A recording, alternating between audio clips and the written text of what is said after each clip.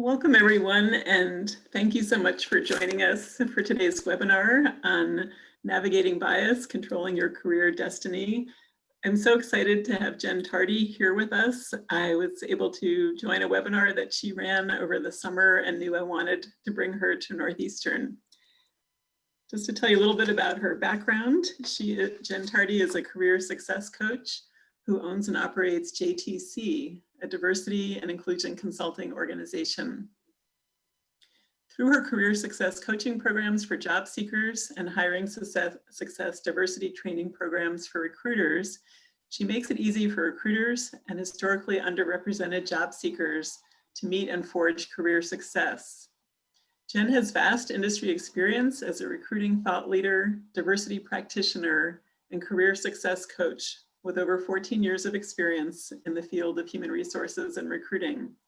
She's recruited in the tech, healthcare, education, railroad, plumbing supplies, and professional services industries. She's an official partner to LinkedIn and the Society for Diversity, where she serves as a career coach to its members.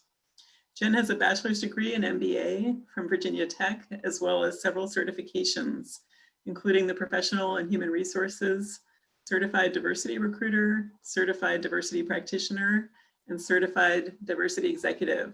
So excited to learn from her today. Thank you, Jenn. I appreciate you. Thank you, Michelle. And we had fun at that seminar, that workshop over the summer. And so I plan to have just as much fun today. As a quick heads up, I have 3 screens in front of me. And so I know I'm looking at you right here, but your faces are over here. So if you happen to see me look to my left, that's only because I'm trying to look at your beautiful faces over here. So today we're going to talk about navigating bias. And we're going to connect that to controlling your own career destiny. The reason why I love the title, Controlling Your Own Career Destiny, is because I heard a speaker speak about this when I first started my career back in 2004. And they said, control your own destiny. And I was like, what? We can do that? And so, so many of you probably already know that it is a thing that you can control your own career path. What I'm planning to do today is to show you how, and in particular, how you can navigate the bias to do that. So Michelle did a great job already with, thank you so much for sharing the bio. But one thing in particular that I do want to, if I can get the slides to go out, okay. But one thing that I do want to point out as I'm giving a little bit of background is that our firm does 2 things. One, we coach people who are on their job search, or, people who are happy working with their employer. They just want to get to the next level. So we focus on job seekers. And then secondly, we work with employers and we help employers to set up effective diversity recruiting programs. Why that's important? It's because I know that in order to make true systematic change, the accountability has to be on both ends. As a job seeker, how do I show up my best? And how do I navigate unconscious bias?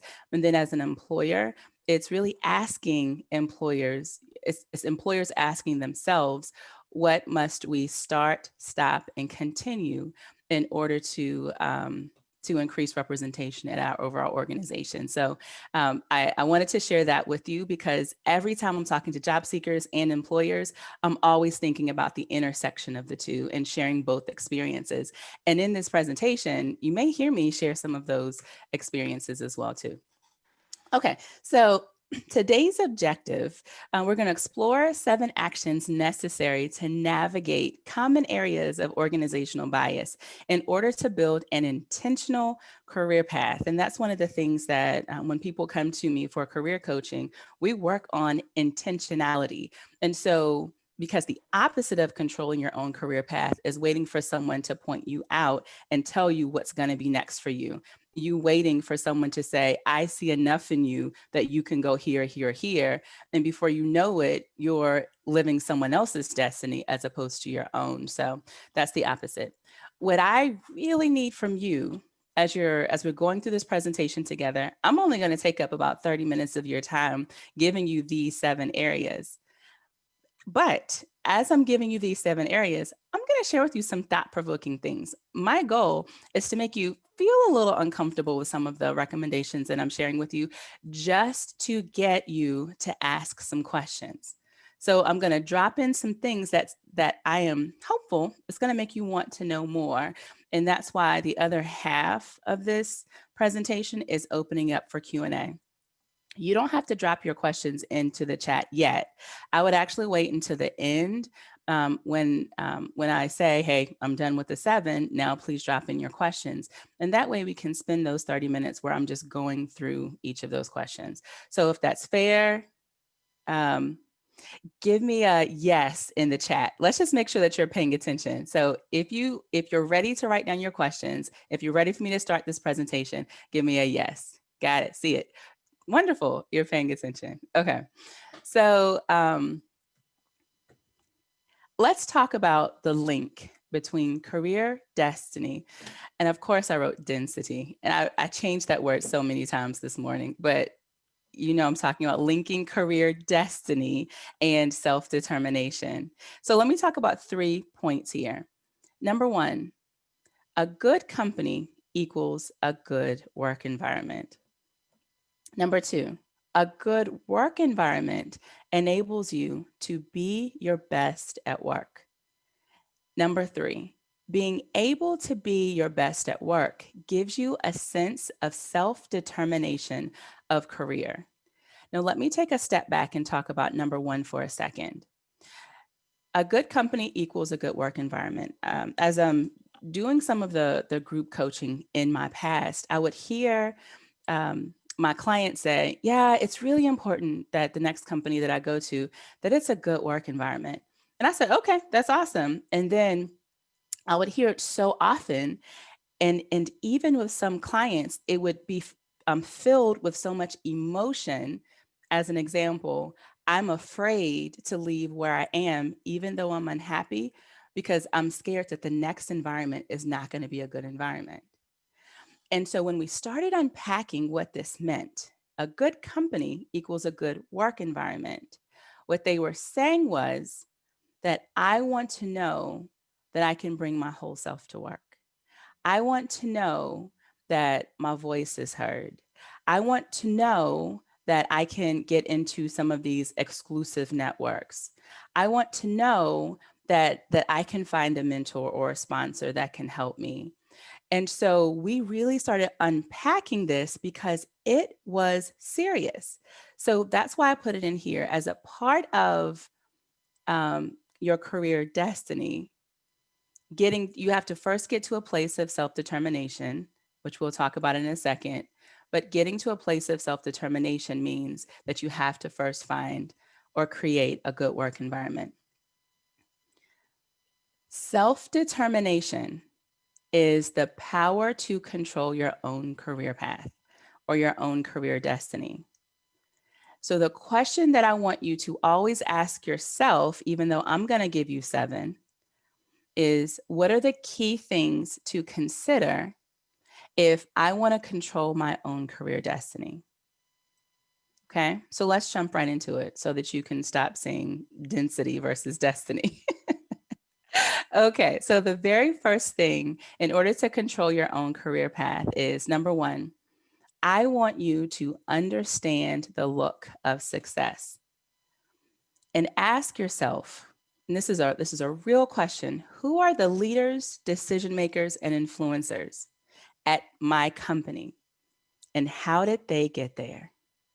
So this isn't a fairy tale or an ideal, meaning, at our organization, according to our employment policies, our positions get posted, people apply, and the most qualified get hired.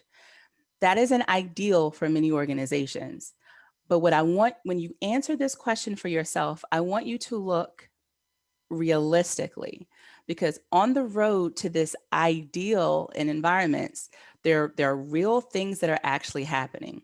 So when you begin looking at all of your leaders within the organization that you may go to, that you may be in right now, begin to make a list. Like actually write down names. Who are the leaders, decision makers, and influencers? And I stated it this way intentionally because Decision makers may not always have a VP in their title. Influencers may not always be in management. There are people out there that are influencers and decision makers that may have the ear of an executive leader and are able to make things happen. And then ask yourself, those who are in these coveted positions, how did they get there? And if you are courageous enough, begin interviewing them as well too, because you may find that it wasn't according to our employment policies, positions get posted, people apply, and the most qualified get hired into these positions. Okay, so that's the first action, understanding the look of success at your organization, but also remembering that the look of success is different and how people got there is different at every organization. The second thing, I want you to learn the unwritten rules or the playbook and ask yourself, what are the unwritten rules or what is the playbook for career success here at this company? What actions and behaviors get people ahead here? What actions and behaviors leave people behind here?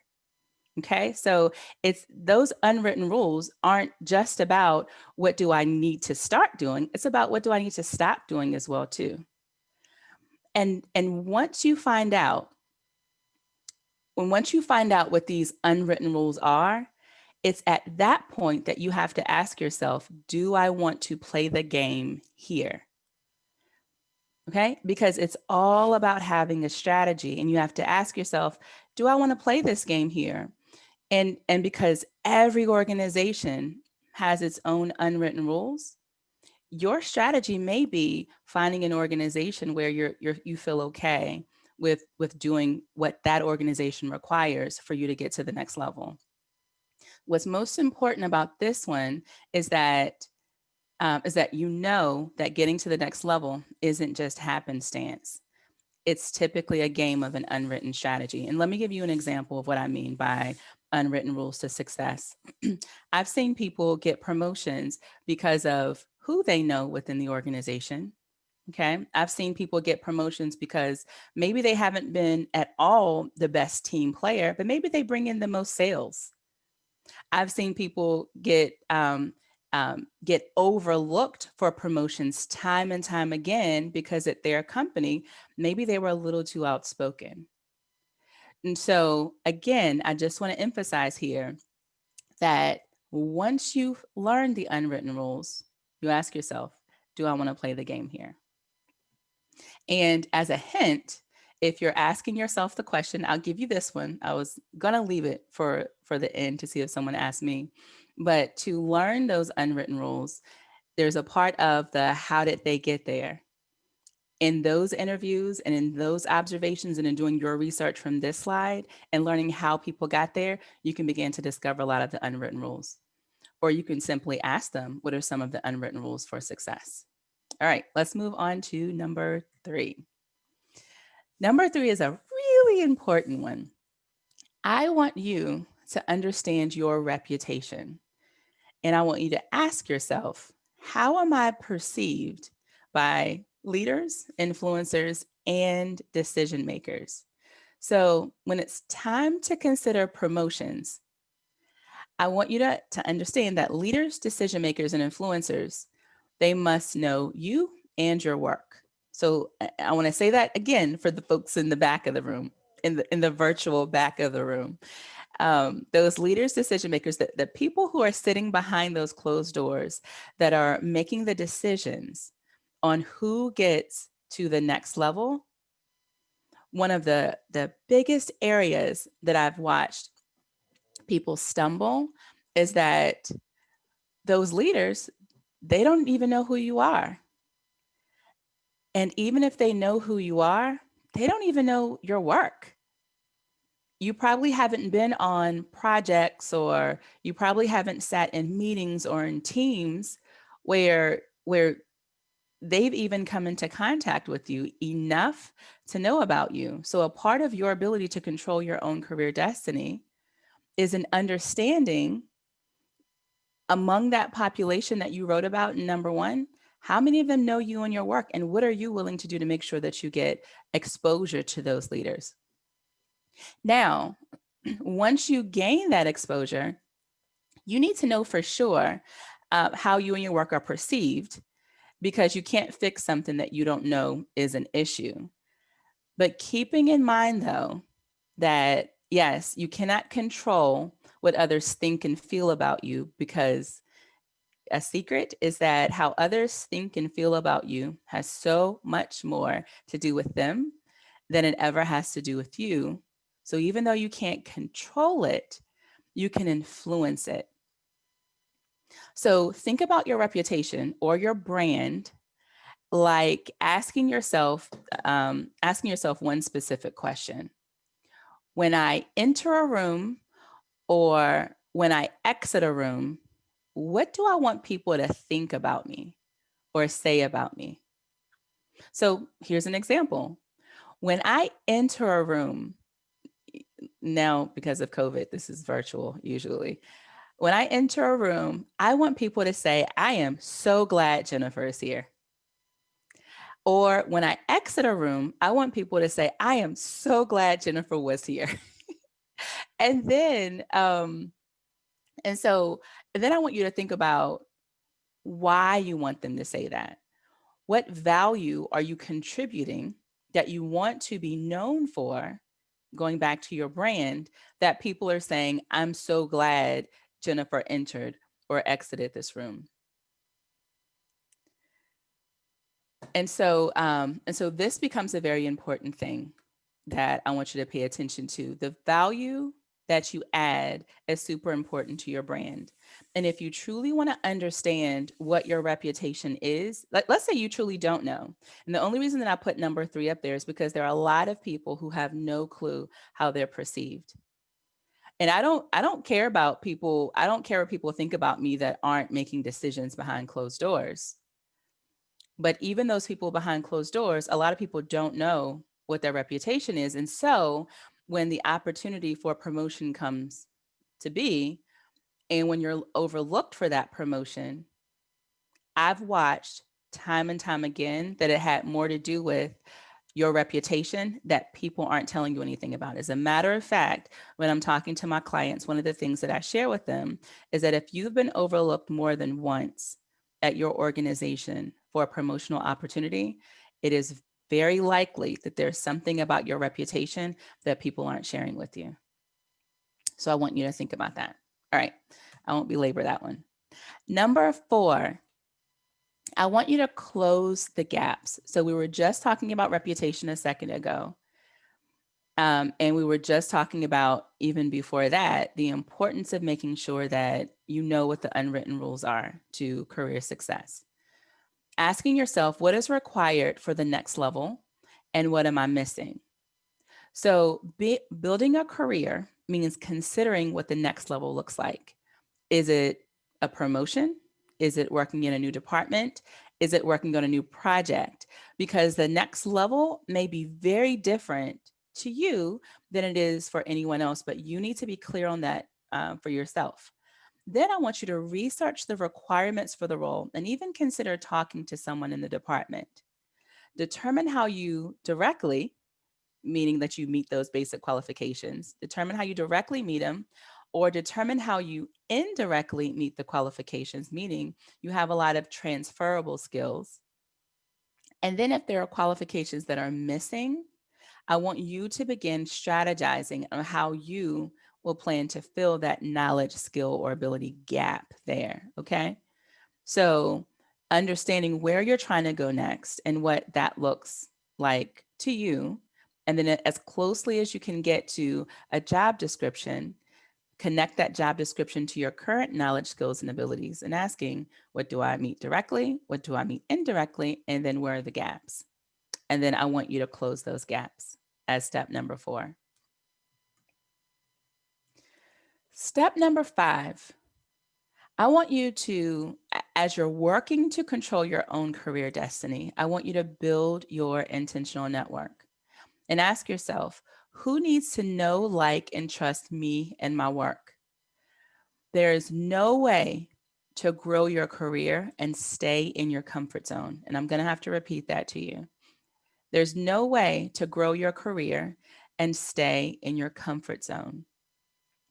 And a part of my job as a career coach quite often is helping people to see themselves as ready now to pursue an opportunity that's outside of their comfort zone. So hanging around and networking with people who only identify similarly to you will only get you so far. And that's no matter your race, ethnicity, gender. Hanging around in homogenous crowds, especially as a member of a historically underrepresented population, can only get you so far, especially if your network and personal friendships cannot add value to your career aspirations in terms of connecting you to specific people and helping specific doors open up for you. As a matter of fact, I want to talk about the notion of the network gap. I remember seeing a presentation by the previous CEO of LinkedIn, who was talking about the network gap. And if you want to see that same presentation, it's as simple as doing a Google search on the network gap LinkedIn CEO, and you'll see it. I think they did it at a Talent Connect conference. And he gave all of this data around how your network gets you, access to opportunities. But unfortunately, there's this gap when it comes to historically underrepresented populations having access to those networks to get those opportunities. So one of the things that I share is, how do we begin to build intentional networks? And so building an intentional network may mean thinking about who is currently where you'd like to be next, or who is currently where you'd like to be ultimately, and being able to find the courage to build a relationship with them enough to learn about their experiences, to learn about how they made it to where they are, and to even see if this could become more of a thought partnership. Can you meet more frequently? Could this become a mentoring process, or could this even be a sponsorship opportunity?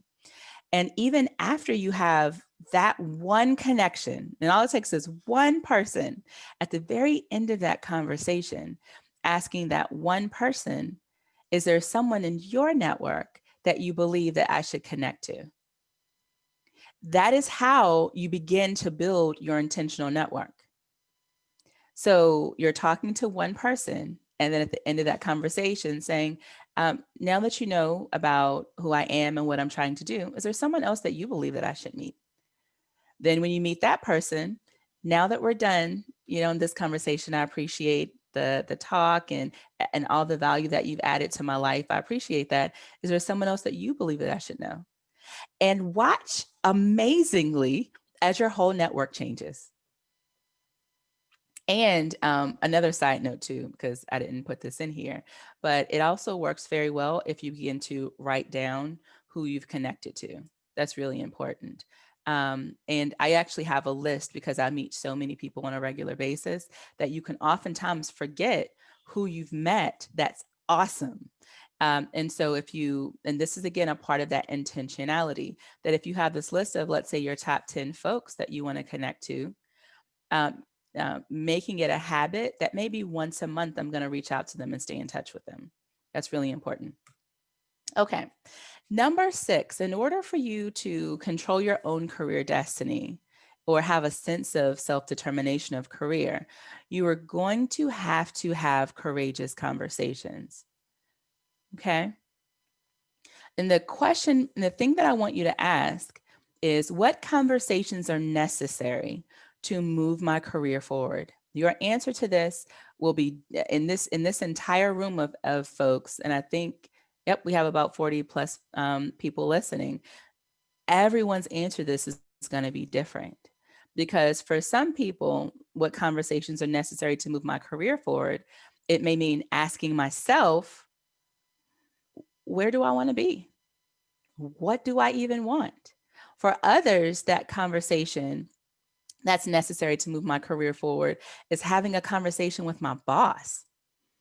If I believe that my boss is a part of why my career is stagnant, there must be a courageous conversation. For some other people, having a courageous conversation may mean that now I need to go above my boss because I've tried and nothing has changed. And I need to go to their boss and have a conversation about some of these negative experiences, about the microaggressions that I'm experiencing, about some of the barriers and the gaps and these issues that I'm experiencing here. And it's going to create, and so in order for me to work more effectively here, this toxic environment has got to change.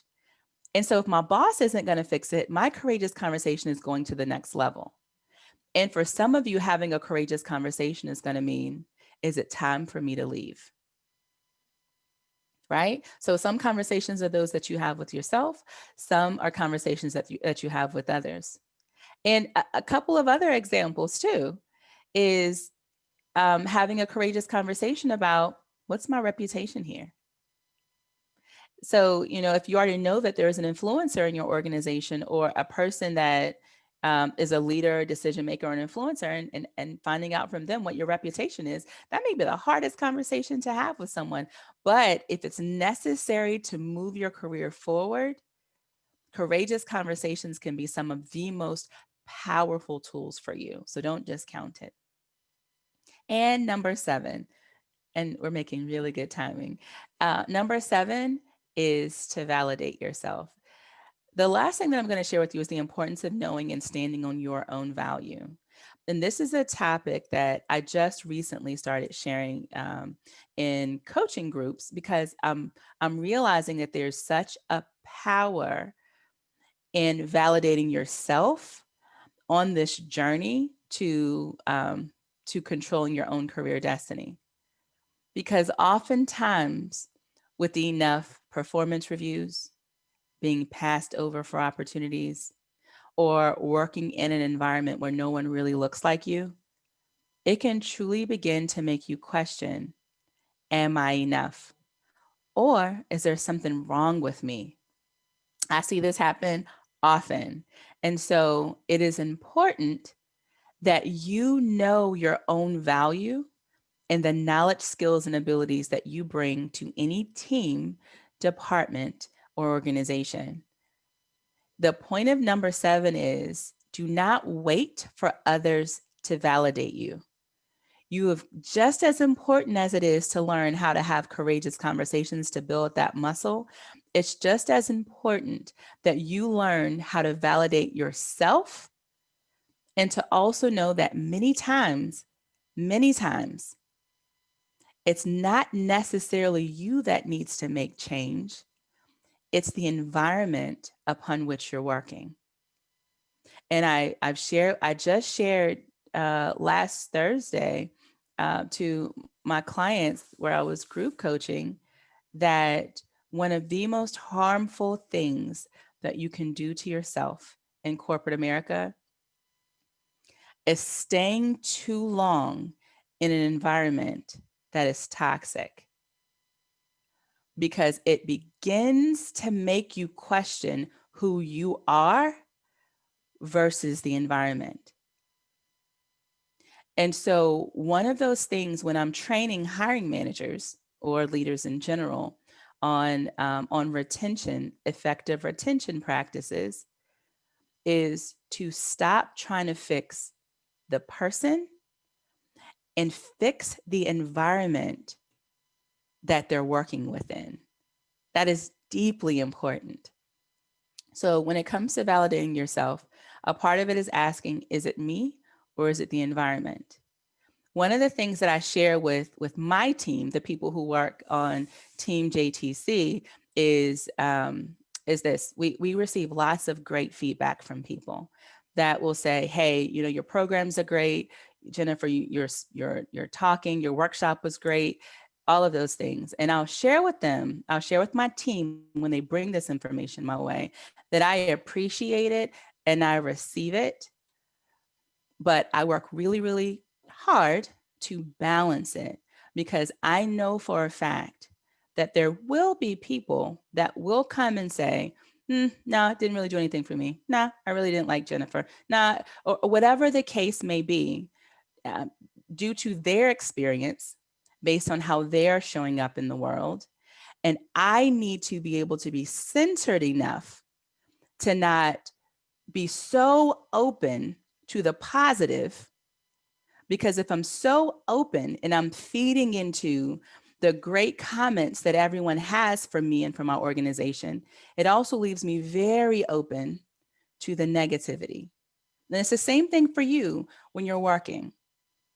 Don't be so wide open. And I've literally met people who are hanging on that performance review, because if you're so open to what someone else, to who someone else thinks you are, you're going to be very open when they tell you who you are not. So the major point here is to make sure that you know enough about who you are, your value, and your contributions, that it doesn't matter as much of what anyone else says, unless it truly can help you to become better. Oh, I stayed on that one a little bit too long, but I hope that you got it. Okay, so those 7 actions summarized. As you are writing down your questions and getting your questions ready for the Q&A, I want to summarize those 7 actions. So number 1 is understanding the look of success. Highly important. What does success look like here at this organization? And being very realistic. And the point that I didn't make earlier that I absolutely should have made, if your organization, if all of your leaders, for example, are all heterosexual white men over 40 and 50, like that is how realistic you have to be about this. Understanding the look of success at your organization so that you're able to see, what is it going to take here for me to get to whatever that coveted position is for you. And number 2, learn the unwritten rules. Learn the playbook for your organization. And then ask yourself, am I willing to play this game? Or at what company am I willing to play their game? Because it feels more equitable. Number 3, understand your reputation, and in particular, how you're perceived by decision makers and influencers and leaders. Number 4, understand where you're trying to go compared to where you are today by way of knowledge, skills, and abilities, and then close the gap. Number 5, build your intentional network. And a part of that, because of the network gap, is going to mean that you may have to go outside of people who identify similarly to you. Number 6, be brave enough and bold enough to have courageous conversations if it means that it can move your career forward, however you define forward. And number 7, which is my favorite, learn to validate yourself. So I hope that you have enjoyed this presentation. We have about 20 more minutes left. I apologize in advance because I do have a hard stop at 1 o'clock for my next presentation, but I am all yours until that time. So let me just find the chat box and let's drop some questions in chat. And if I don't see any questions, I'll just, you don't know, but people who know me, I just start talking. Who wants to be bold enough to ask the first question? Oh, and while you're doing that, thank you, Melissa. I'm going to come back to you.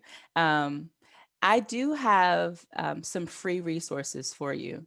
So one of my favorite free resources is Career Advice for Underrepresented Populations. It's like 21 different areas of career advice, similar to this presentation today. So if you go to jennifertardy.com/resources-main.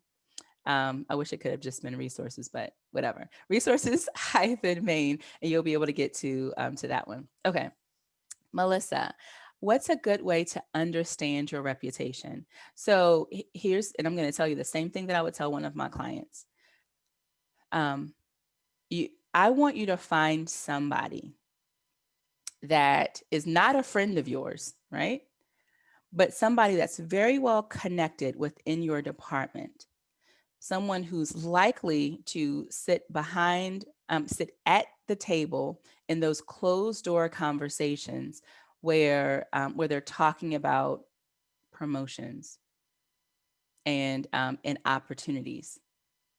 They don't necessarily have to be a manager, but it's likely that they're a manager.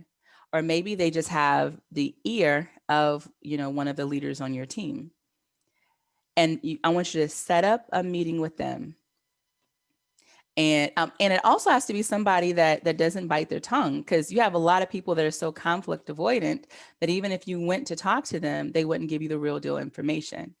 And so if you find that person, oh, hey, Melissa, I see you right there. so if you find that person, sit down and have a conversation with them and say, I am really interested in having a strong career here. But I know that a part of having a great career here, that I need to be perceived as ready for the next level, as, the ideal candidate for the next level. And a part of that is understanding how people perceive me here. I would love to know from you because of X, Y, and Z, and this is where you compliment them. I know that people listen to you. I know that you're not conflict avoidant. I know that you'll just give it to me straight. Right. And so I'd love to hear from you. If you need some time to think it over and then let's talk, that's fine. Or if you're able to tell me right now, because my only goal is to make sure that I can really, control or influence how people perceive me here. And that's what I would do. But it's a courageous conversation. It's not only courageous because, it's probably it could be a person outside of your comfort zone, but it's also very courageous to want to hear others' perceptions of you. That's a big deal. Okay, let's see. Let me go back up for a second. Let's see. Okay, how would you approach this in an organization that is cliquey? Yeah, it's the same thing. I wouldn't change that strategy. I would be very intentional about who I choose and go to that one person. And it's very likely somebody that that I don't know, that you may have avoided, and you being anybody who's listening to this, it's very likely someone that you may have avoided because maybe they feel a little too intimidating, or, it's probably because they will tell you the truth if you ask them, and nobody wants to ask them, but you would be the bold person to ask them. Okay. Let's go to Hing. And if I have pronounced your name incorrectly, please let me know. I find it as a form of respect to say someone's name correctly.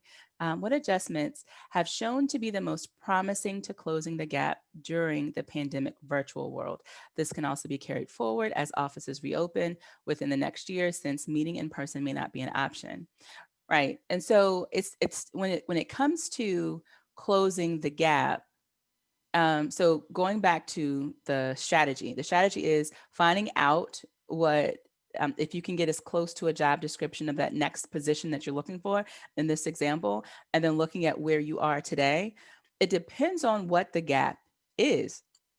If one of the requirements for the next job is that you have X years of experience in doing X, Y, and Z, it could be, and you don't have that, your very next step could be setting up a conversation with the head of that department, just seeing if they would be willing to have a conversation with you, and talking to them about your interest level and coming to work in that department.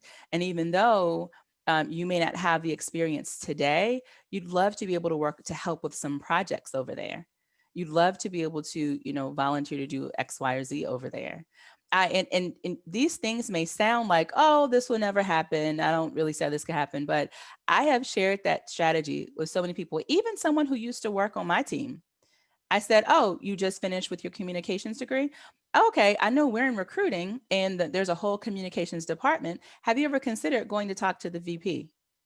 I know they don't have a position available today, but go and talk to the VP. And and shaking and everything, shaking with nervousness, she found the courage to sit down and just have a meet and greet with that VP, learn more about, the ideas around, and that meet and greet through the pandemic could just be virtual. And it's likely that could happen too. And learning more about the department and sharing she just finished her communications degree, and how she really wants to work in communications. And I would say about, I don't know, 5 months later, a position became available. Guess who the first person the VP thought of? Even though the position still had to get posted, because that's a part of the process at companies, the first person the VP thought of was the person who was bold enough to at least come and have a conversation. So something to think about. Okay, what if you are trying to, okay, this is Carolyn. Hi, Carolyn. What if you're trying to assess success components, unwritten rules, etc., at a company you're not familiar with, but are considering joining? Are there things you recommend people to, are there things you recommend people ask during interviews that help reveal that company's culture? Okay, so there are a couple of things within the question, Carolyn, that I do want to address. Understanding the unwritten rules for success at the next company, it's more ideal that if you're in there, okay, well, you're talking to the people once you get in there. Now, one of the questions that you may be able to ask during your interview is just that question. What sort of rules would you define as unwritten rules for success in this organization? Things, for people to do or to not do here. That's not a question that's off-putting. It's just a question that just shows your interest. Now, but I want to answer differently about questions to reveal a company's culture. If you're trying to figure out if this company is going to be a good environment for you to work, I want you to first ask yourself, what does a good environment mean to you? Because the number one mistake a lot of people make is that they'll go into the interview and they'll say, what is this company's stance on diversity and inclusion? What is this company's stance on inclusion? Can you describe to me this company's culture? And the interviewer will answer your question, but it still doesn't give you what you need to effectively decide whether this company, whether this is the type of environment you actually want to work in. So when I say I want you to be clear on what a good culture means to you, unpack that. Does a good culture for you mean that you feel included on your team? Does a good culture to you mean that you see lots of representation of any sort of group that you're thinking about?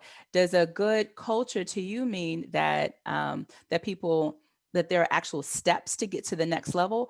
And then once you've unpacked it and you've identified how you define a good culture that you'd like to work in, then take that and ask questions around that. So for example, someone may have said to me before that a good environment or a good culture to me means that I really like, that I really feel included among the team. That is very different from, is this an inclusive, or what are your thoughts on diversity and inclusion here at this organization? Because now the employer is able to, now you're able to ask the employer, what are things that you do to help teams work more cohesively together? Or what would you describe the team dynamic by way of how women fit in here among men? Right. And so you have to be very specific, but you have to be specific for yourself first. Okay. And then the next question, yep, keep the questions coming. Good, I'm glad that helped you, Carolyn. Let's see, Ashley, how would you confront wage disparities between you, a person of color, and other employees who have less education and experience than you but make more money? So I actually just answered this question at another presentation that I did a while ago. And in that scenario, they actually had talked to their peers. And so they had data showing that that their peers doing the same work was making more money. Here's my recommendation. I also want you to do some research on your own on what the market pays for people to do the work that you're doing. And then I want you to have a courageous conversation. Ideally, with your manager first. And if your manager is a part of the problem, then you're going to have a courageous conversation to escalate it in a way that that you're able to get the answer to your question. But when you approach those conversations, where a lot of people go wrong is that they approach it with emotion, or I think, I feel, I believe. I think such and such is making more money. I feel like I deserve to make more money, and I believe that I've added a lot of value. That's a lot of emotion, a lot of I think, I feel, I believe. Instead, approach it with data. And but I would actually kickstart the conversation with, I love my job.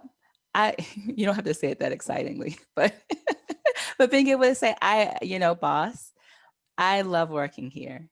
I love the work that I do, and I love this company too.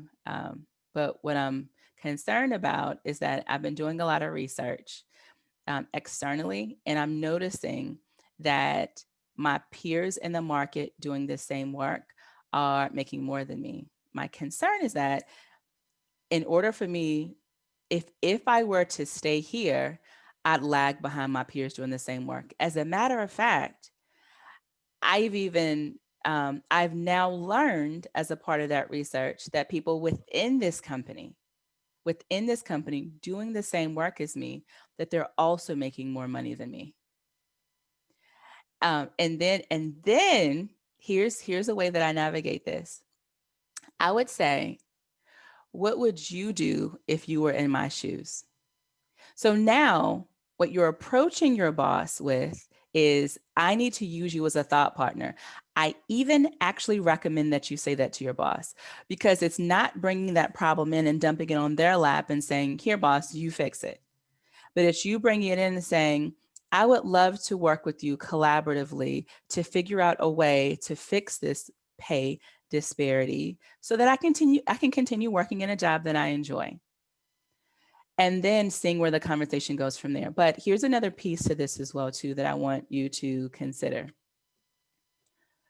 A lot of people get stuck in the problem. So whether, it could be pay, it could be a toxic environment, it could be, I don't feel like I have a voice, it could be my team, doesn't listen to me or talk to me, it could be anything. And so when you as an employee go in and talk to your boss, you'll go in with the problem and you're stuck with the problem. Some people have learned to go into it with a solution as well, too. Here's the problem and here's a solution that I recommend. But I also want you to take it one step further than that.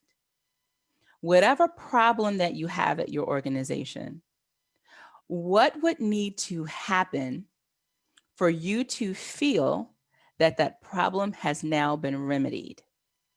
Okay? So, for instance, if you don't feel that, let's say your problem is, hey, boss, I don't feel like I can be my best self here. Okay, so what specifically is happening that's causing you to feel like you cannot be your best self here? Top 3 things. Boom. Okay, boss, these 3 things are happening that's causing me to feel like I can't be my best self here. Now, third step. Hey, boss, here's what I could use from you to help me remedy these 3 things. And then step 4 is knowing for yourself that if X happens, once I actually witness X happening, then I'll know that number 1 has been remedied. Once I witness Y happening, then I'll know that number 2 has been remedied. So my point of saying that is to do your best to not get stuck in the problem, to not live in the problem, enough to voice it, to ask, to be specific about the problem, to ask for help, and then to observe that it's actually been taken care of. Okay, see, I kept talking because I wanted to get the next question. I'm glad that was helpful. Thanks, Ashley. Okay, Melissa, let's see. When building an intentional network, is there anyone who is off limits? I've wanted to connect with a board member, a person of color, and I've asked my boss to make an introduction, and that has not happened. Can I bypass my boss?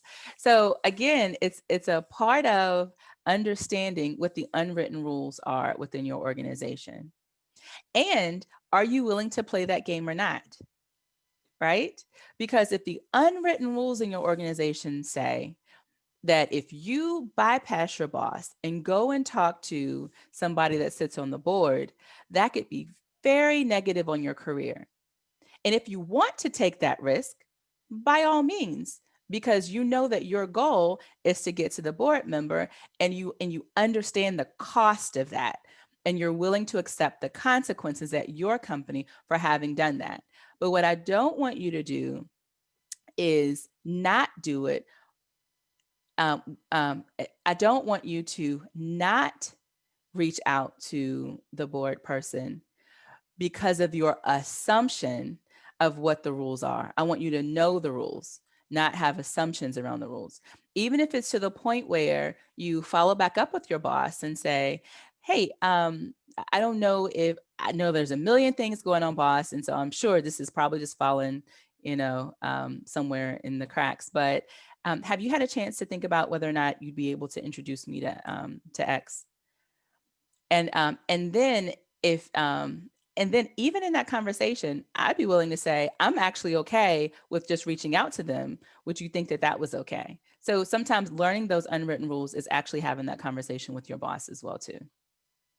And then if your boss is like, absolutely not, but you really want to build that intentional network, think about the cost benefit, right? I have taken some risks that I've known that could potentially have gotten me nixed out of the company. But before taking that risk, a part of my strategy was making sure that I had an exit plan already. So it's not that you can't take risks at your company. It's that I want to make sure that you do it intentionally and strategically and thoughtfully. I have time for one more question. Who wants to be the brave soul to ask the last question? And while I'm waiting for the last question, let me think about what's one piece of advice that I can leave you with. The main thing that comes to mind for me is going back to where we started with this: control your own destiny. But there's another part of it. There's another part of the quote. It is control your own destiny or someone else will. Oh, that's deep. It almost makes me a little emotional to say that. Control your own destiny or someone else will. Be very intentional about where you want to go in your career, and understand that you may not know the destination, and that is okay. I didn't think that I was going to be here, 10, 15 years into my career, but I knew the very next step that I wanted overall. So control your own destiny or someone else will. All right, Paxton, let's do this. In your opinion, does upskilling yourself give you any additional leverage when squaring your value against the market? So where your focus should be overall is in what does the next opportunity look like for me? And then when you're looking at that opportunity, employers don't need you to go above and beyond what the requirements are for that particular opportunity. As a matter of fact, if you're over experienced or overly experienced for that opportunity, it may make them a little nervous, thinking that this job is too small and you're too big for this job, and that you may come in and just leave us soon. So don't worry about going over it. Just worry about, how do I show that I meet it on paper, and how do I articulate that I meet or exceed these qualifications verbally. So spend more time there. So for instance, if there's nothing on the job description that says that you need to know 3 languages, if you've happened to learn 3 languages, absolutely, that's pretty cool.